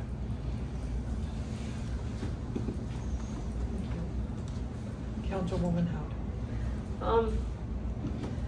I'm really thankful for the road construction being over with. Although the inclination now is I'm turning left out my driveway and going down the dirt road, it's like, dang. But it's really, really nice to be able to turn right, and so the road's wonderful, it's beautiful. And then I'm really thankful that Scott's working on an ordinance for scooters, especially, I hope that also works on e-bikes, because I have seen them going down the road, probably because it's so smooth, you know, but they're flying down it. It's really risky. You have people driving at a high rate of speed in vehicles, and these people, the kids, they don't wear helmets on the e-bikes or the scooters. And to me, it looks like an accident waiting to happen, especially the ones that are going down the left pathway, and there's areas where it was really nice and smooth, but you get to the area right across from Triangle Park, and it's extremely bumpy. I'm just worried if someone's gonna hit a bump and fall off and get really hurt. And then I don't know if any of you are members of Linden Mills Historical Society, but you should maybe think about coming and joining. Tomorrow night we're saluting the Reverend Don Newville in memory. And that's going to be at the Linden Methodist Church. So just letting you know, and thank you very much. Thank you. Councilman Hicks. Just got a couple things. Don, we had brought up a couple times, I don't know if you gave us a final answer on it or not, but one of the things was using the mills for that parking lot that you have, you gave us a drawing of, to do a temporary thing to see if it works with mills. I don't believe we ever got a final answer on that. So I talked to the engineer, I talked to Dave John about using millings for what could be a parking lot in the future, and it's not recommended. So it would probably have to come out and put in actual crushed stone base before you converted it over to an actual parking, paved parking. And then, I know I've brought this up to you at least a half a dozen times, and I'm still getting flack about it. On Broad Street, that section that guy did not repair, and we held money back. Yep. It's been over a year. Yep. When's that gonna be addressed, please? So Monday and Tuesday of next week. Okay. 'Cause I mean, I'm still getting flack over that. Well, and I think I've said this in previous meetings, there's multiple things that have to happen there. So first, they're gonna come in and make a repair, they're gonna mill and repair that section. But there's also a manhole structure there that has to be elevated along with several others along that stretch of road. I'm having a hard time getting multiple quotes on that work. So I have a quote from the company that's doing the milling, and I'm waiting on one other, and then I should be able to make those happen. So people need to understand that patch is gonna happen first. The manhole structure will not be adjusted at that time, but it will be adjusted at a future date. So, Cool. So the hump should be resolved next week. Well, that'll be a good forward progress. Yeah. That's all I had, thank you. Councilwoman Bell. Okay, I got a couple of questions. First, I want to welcome Robert Glover. He's going to be on the planning commission. He's over there with the red wing hat on. So welcome to the planning. The question on the room that we use for city council. I brought this up a couple times. I would really like to see this on, Hall A or Hall B.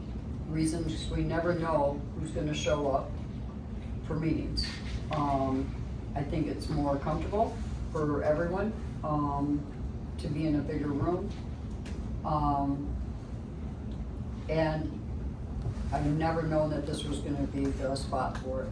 If we have microphones, and they don't work, then I don't understand why we're ordering microphones, and it's been 18 months. I seen some, I don't know what you call them. At one time, they were supposed to be invoices, and I was told it wasn't invoices. And I've seen, Tessa sign an invoice, Tessa and Kristen sign an invoice, and Kristen sign an invoice. So the total was $24,000. Is that what we're paying for, the equipment for this building? I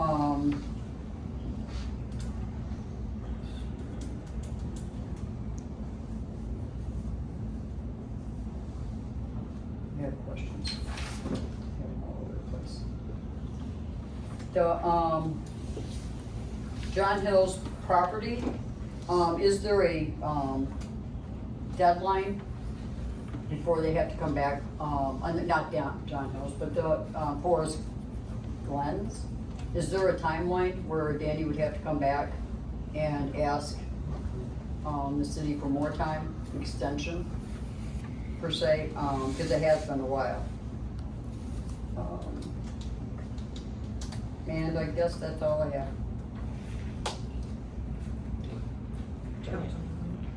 You go ahead, Okay. actually. No, so I would follow up with Adam and have Adam follow up with Mr. Hill in regards to where we're at in the process with, Forest Ridge Estates. In regards to the annex, so as you guys know, when we started, we've been talking about it for a while to find, council a permanent home. And as we were displaced from the mill building and setting up the larger halls were, challenging for staff, and so if we could find a space, to designate as our official meeting room for the city, and we discussed that being the annex, and we went through the renovations, and with the intent that that's, and we did discuss that, in updates, and just staff updates and things like that, that was the goal and that was the direction that we were moving, to utilize the annex, for, the city council meetings. Because the hope was that we would be able to leave the other rooms for programming in the evenings, as that's been something that's been communicated that they wanted to continue to do, is to continue with evening programming, things like that. So, in addition to, if you remember when we went through and did the annex update, and construction, one of the things that we needed to do was also upgrade the, technology down in the, both Hall A and B. The projectors are not working. And the microphones that you referenced specifically, we don't have speakers in this room. So to utilize the microphones in here, they don't project. There's no speakers for them to project into. That's the intent of us getting the equipment for this room specifically. That's what Kristen has discussed. And that's what we've been had on order. The items that you mentioned specifically, Denise, were quotes that were signed. So Tessa is working with them to address the technology issues in Hall A and B. So that was the quotes that you've seen that Tessa had signed and working with them directly. The quotes that you've seen Kristen sign that she provided were specific for the annex and the microphones and the technology to make that happen.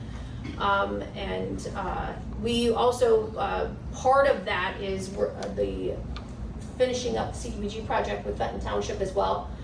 So sharing, Fenton Township shared funding with us with their CDBG funding to help fund some of the technology upgrades, and so that was part of that overall project as well. So the annex is something that we had discussed. Like I said, we were trying to find more of a permanent location, so we weren't back and forth. We've had to move the meeting from time to time because neither of the projectors in the halls are working, and the technology down there. That's why we're upgrading that as well. So, if that answers your question. One more question. When you said you decided Has the council had any input on where we put our room, or where we want our city council meetings at? So we'd have to go back, it's never been up for a council vote specifically, but it's something that we were just trying to problem solve as a staff that made sense as well. And when we had talked about it in the past, we didn't get necessarily any feedback one way or another. So we moved forward with that, and I think that I've communicated along the way that that was been the intent the entire time. We've got, and honestly, I understand, I've talked to you about this, you know, a couple of times and stuff like that, we've corresponded via email and stuff, but we've actually gotten a lot of feedback that people can hear better. In the larger hall, they can't hear as well. And with the microphones that we would have installed and the speaker system that we would have installed, it would solve the issues that we had a little bit earlier with the public comment. And then there's a screen issue that we've had in the larger, with the projectors, they're hard to see visibly. And we've had feedback from residents that they actually like these visuals. They're easier to see. So that's just what we've had to date, so. Councilman Link. I am good, thank you. And I am good, so I'm gonna call the meeting adjourned at 8:32.